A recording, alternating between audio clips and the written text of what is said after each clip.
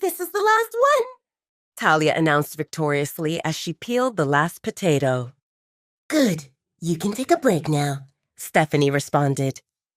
Marinated steaks were roasting in the oven, and Stephanie put potatoes that Talia peeled into boiling water.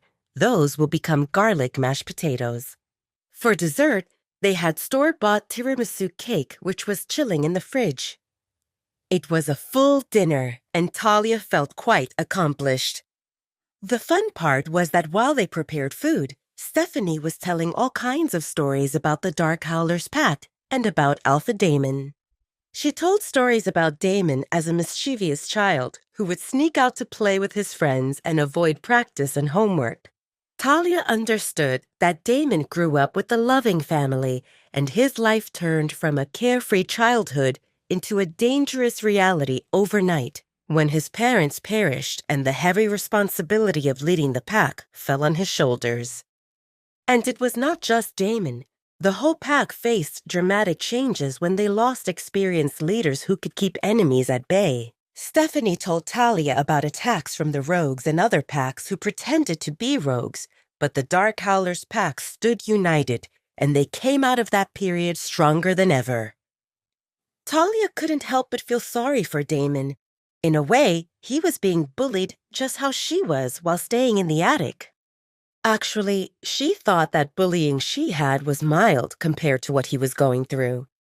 Stephanie saw that Talia's expression became solemn, so she shifted the conversation toward food and cooking. Since they needed to wait for potatoes to boil, Talia started cleaning the kitchen island.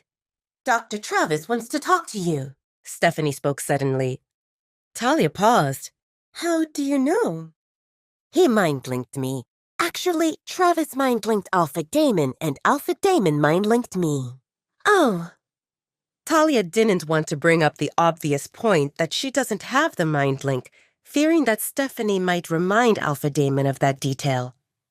How can I reach him? Use my phone, Stephanie replied, and got a cell phone from her back pocket. Here. Since it's a talk with the doctor, go and find yourself an empty room. Talia looked at the phone with a complex expression.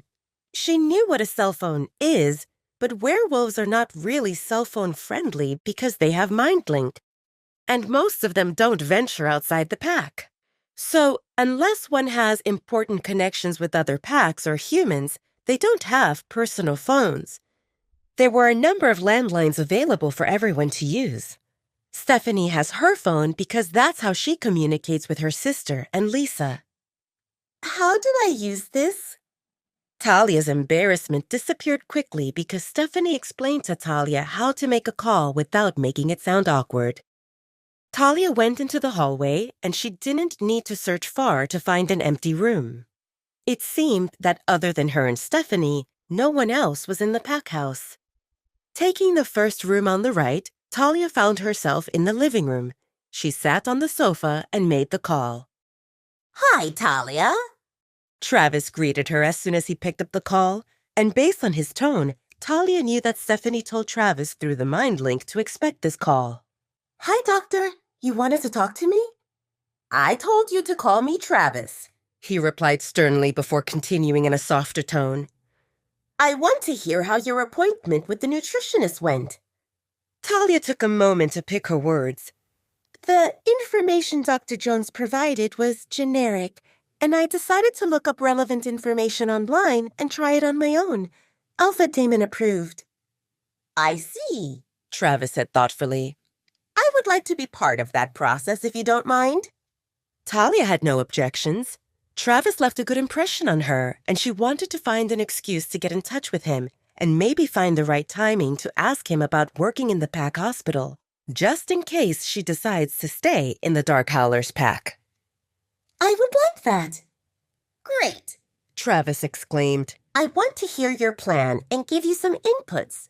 I'm confident that the information you find will be good for humans, but werewolves need more meat in our diet. How about you come to the pack hospital tomorrow morning? He paused while looking at his schedule. 10 o'clock? I can do that. Okay. I got you in for an appointment. We can also do a round of blood work and take your weight. After that, we can meet weekly to track your progress. Are you taking the vitamins? He had to ask. Talia was touched by the care Travis showed. Yes. Good, good. If you are skipping on the vitamins, the results of the blood test will expose you.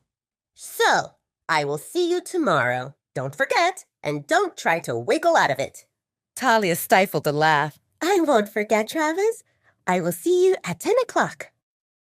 I would never guess that an Omega would relax in the living room and set up a date. Casey's voice from the door made Talia freeze, and she cursed her luck. Casey was passing by, and she heard Talia speak in a cheery voice.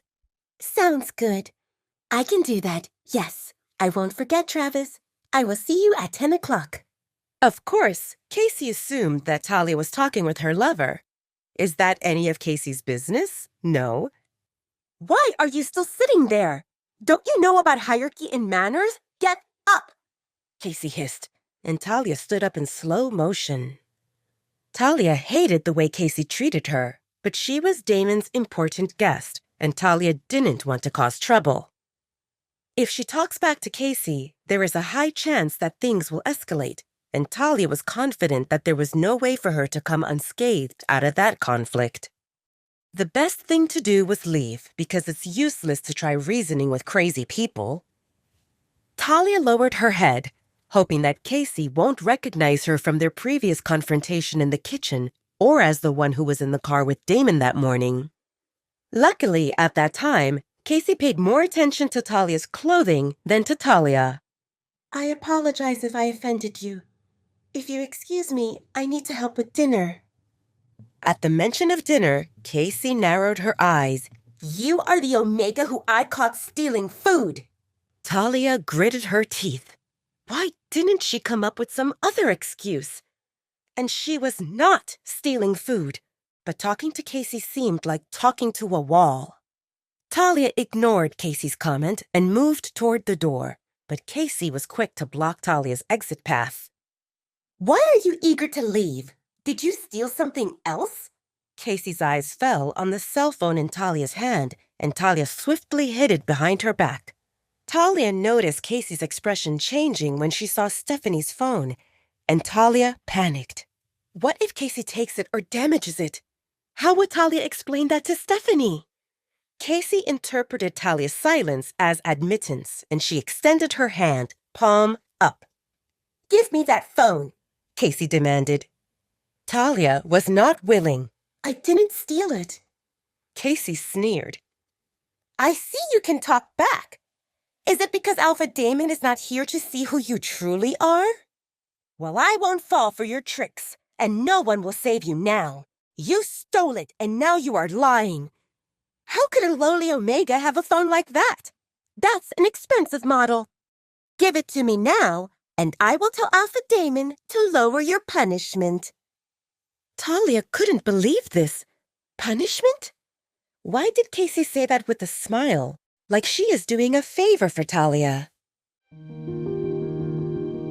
Please subscribe to the Pocket FM YouTube channel and press the bell icon for instant notification. Check out our channel for more such exciting shows.